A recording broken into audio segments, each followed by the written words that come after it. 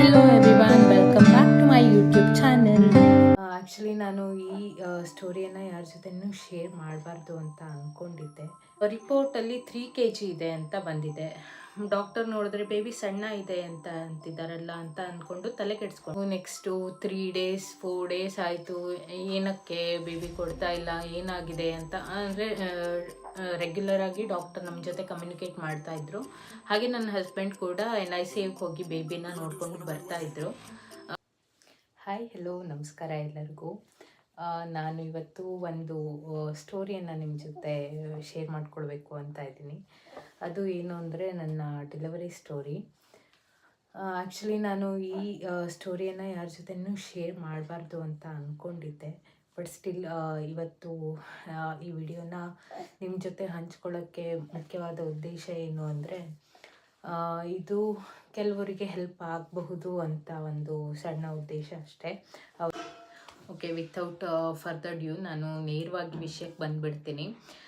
ನನಗೆ 30 September 2025ಗೆ due date ಕೊಟ್ಟಿದ್ದರು. Actually ನನಗೆ ಪೇನೇ ಬಂದಿಲ್ಲ. ಸೊ ನಾವು 30th ಹೋಗಿ ಹಾಸ್ಪಿಟಲಲ್ಲಿ ಅಡ್ಮಿಟ್ ಆಗೋಕ್ಕೆ ಅಂತ ಹೋದ್ವಿ. ಸೊ ಹೋದಾಗ ನಾವು ರೆಗ್ಯುಲರ್ ಆಗಿ ತೋರಿಸ್ತಿದ್ವಲ್ಲ, ಆ ಡಾಕ್ಟರ್ ಇರಲಿಲ್ಲ, ಅವರು ಲೀವಲ್ಲಿದ್ದರು.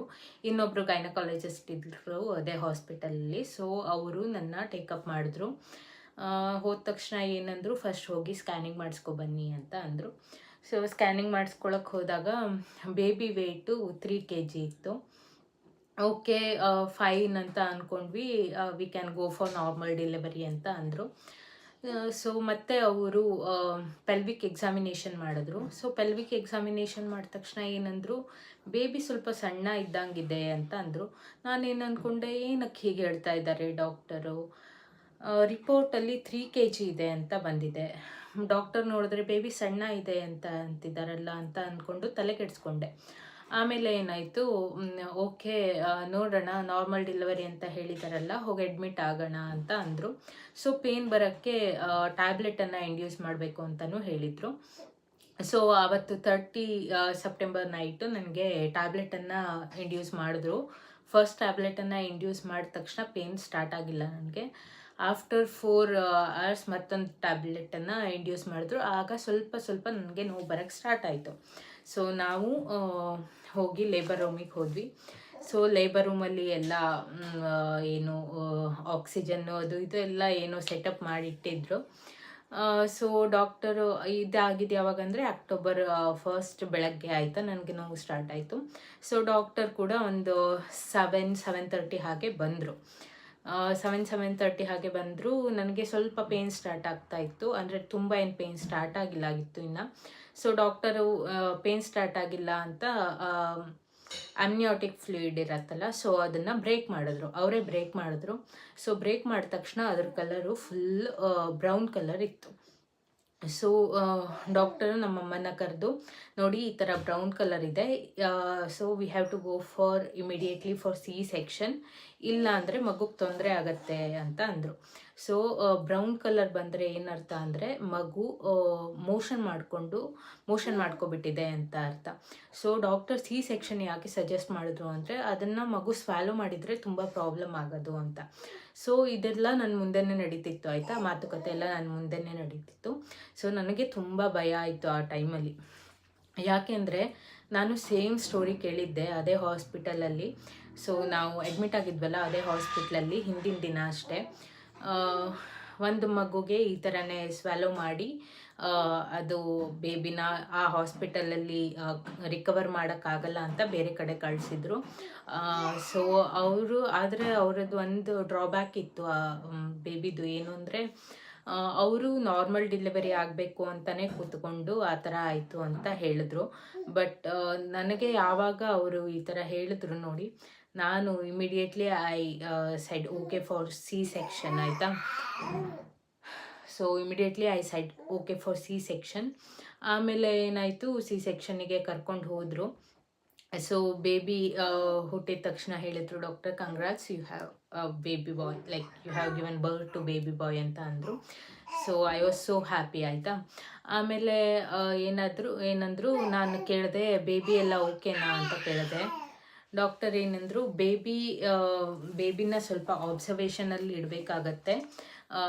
ಸೊ ವಿಲ್ ಟೆಲ್ ಯು ಏನಾಗುತ್ತೆ ಅಂತ ನೆಕ್ಸ್ಟು ಮುಂದೆ ಹೇಳ್ತೀವಿ ನಿಮಗೆ ಅಂತ ಅಂದರು. ಓಕೆ ಅಂತ ಅಂದ್ಕೊಂಡೆ. ನಾನು ಇದೆಲ್ಲ ಆಗಿದ್ದು ಆಪ್ರೇಷನ್ ಥಿಯೇಟರಲ್ಲೇ, ಇನ್ನೇನು ಆಪ್ರೇಷನ್ ಮಾಡ್ತಾ ಇರೋವಾಗಲೇ ಇದನ್ನೆಲ್ಲ ಮಾತಾಡಿದೆ ನಾನು. ಸೊ ಡಾಕ್ಟರ್ ಹೇಳ್ದಂಗೆ like I was very surprised ಆಯಿತಾ. ಡಾಕ್ಟರ್ ಹೇಳ್ದಂಗೆ ಬೇಬಿದು ಬರ್ತ್ ವೇಟ್ ಕೂಡ ಸ್ವಲ್ಪ ಲೋ ಇತ್ತು. ಅಂದರೆ 2.5ಕ್ಕಿಂತ ಲೆಸ್ ವೇಟ್ ಇದ್ದರೆ ಅದನ್ನು ಲೈಕ್ ವೇಟ್ ಲೆಸ್ ಇದೆ ಅಂತಲೇ ಕನ್ಸಿಡರ್ ಮಾಡ್ತಾರೆ ಬೇಬಿಗೆ, ಆಯಿತಾ. ನಮ್ಮ ಪಾಪುದು 2.4 kg ಇತ್ತು.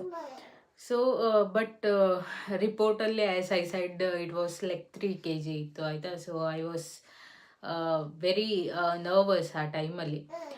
ಏನಕ್ಕೆ ಹೀಗಾಯಿತು, ಏನಕ್ಕೆ ನಾನು ಅಷ್ಟೊಂದು ದೇವ್ರ ಹತ್ರ ಬೇಡ್ಕೊಂಡು ಬಂದಿದ್ದೆ, ಅದು ಹಬ್ಬದ ದಿನ ಆಗಿತ್ತು, ದೇವಸ್ಥಾನಕ್ಕೆಲ್ಲ ಹೋಗಿ ಬಂದಿದ್ದೆ, ಇಷ್ಟೇ ನಾ ದೇವರು ನನಗೆ ಕೊಟ್ಟಿರೋದು ಅಂತ ಫೀಲ್ ಆಯಿತು. ಬಟ್ ಆಮೇಲೆ ಡಾಕ್ಟರು ಆಬ್ಸರ್ವೇಷನಲ್ಲಿ ಇಡಬೇಕು ಅಂತ ಅಂದರು. So I thought it was just for 1 or 2 hours ಅಥವಾ 1 ದಿನ ಇಟ್ಕೊಳ್ಬೋದು ಆಬ್ಸರ್ವೇಷನಲ್ಲಿ, ಆಮೇಲೆ ನಮಗೆ ಬೇಬಿನ ಹ್ಯಾಂಡ್ ಓವರ್ ಮಾಡ್ತಾರೆ ಅಂತ ಅಂದ್ಕೊಂಡಿದ್ದೆ. But it took 4 long days ನನ್ನ ಬೇಬಿ NICUದಲ್ಲಿತ್ತು. ಆ್ಯಂಡ್ ನಾನು ಮುಖ ಕೂಡ ನೋಡಿಲ್ಲ ಬೇಬಿದು 4 ಡೇಸಿಂದ.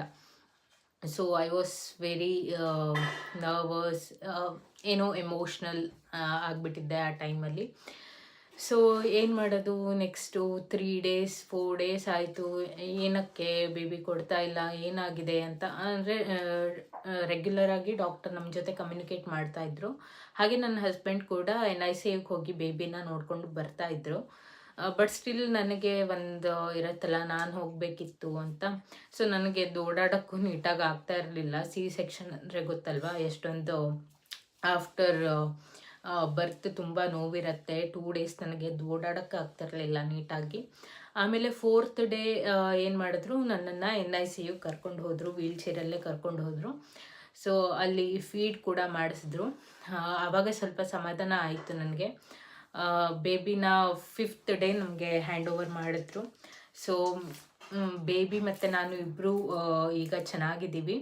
ಸೊ ಈ ವಿಡಿಯೋನ ನೋಡ್ತಾ ಇದ್ದವರು ಪ್ಲೀಸ್ ಯಾರು ಪಾಪುನ NICUದಲ್ಲಿ ಇಟ್ಟಿದ್ದಾರೆ, ಅದನ್ನು ಏನೋ ಆಗಿಬಿಟ್ಟಿದೆ ಅಂತ ಏನೂ ಹೆದರ್ಕೊಳ್ಳೋದು ಬೇಡ. ಡಾಕ್ಟರ್ನ ಟ್ರಸ್ಟ್ ಮಾಡಿ, ಎಲ್ಲದೂ ಚೆನ್ನಾಗಾಗತ್ತೆ ಅಂತ ಹೇಳೋಕ್ಕೆ ಈ ವಿಡಿಯೋನ ಮಾಡಿದ್ದು. ಸೊ ನಿಮಗೆ ಈ ವಿಡಿಯೋ ಇಷ್ಟ ಆದರೆ ಪ್ಲೀಸ್ ಲೈಕ್ ಮಾಡಿ, ಶೇರ್ ಮಾಡಿ, ಹಾಗೆ ಸಬ್ಸ್ಕ್ರೈಬ್ ಮಾಡೋದನ್ನು ಮರಿಬೇಡಿ. Thank you.